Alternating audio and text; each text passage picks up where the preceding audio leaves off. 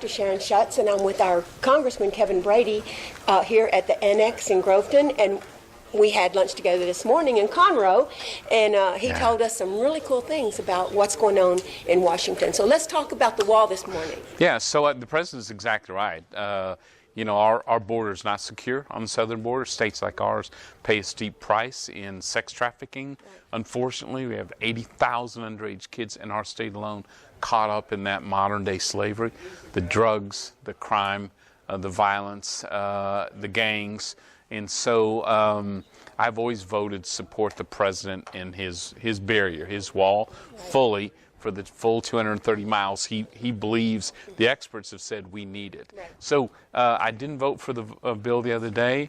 It was a good first step toward getting more of the border secure, but I think Congress should do more to work with this president to secure the border. What I always say is we need to shut the back door of illegal immigration so we can keep open the front door of legal immigration. So those who want to come here the right way, you know, better themselves, better America, then we should welcome them. But we ought to insist they come through the front door. Right. I read on whitehouse.gov the president's basic response to that bill, and what his opinion is that he's going to follow the law that he's under as president and not what they call the poison bullets. Yeah, so you know, he has a constitutional responsibility to keep us safe. He takes that responsibility very serious.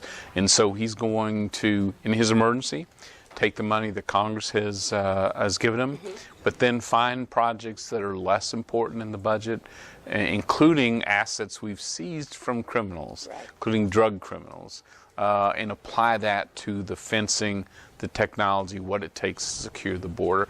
I know that wasn't his first choice at all, but he feels strongly that that we got to save lives and stop those drugs and criminals from coming across.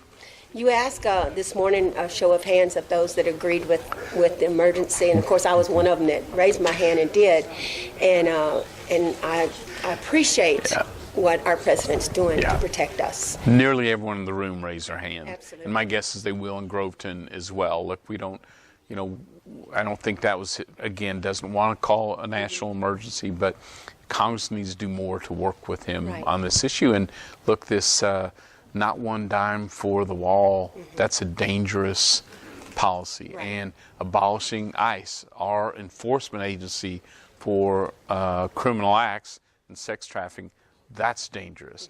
These sanctuary cities are dangerous for those neighborhoods and communities. So, you know, I think this whole open the border, abolish law enforcement, just go soft on crime that is led by the Democrats in Washington, it's dangerous for states like ours. Yes.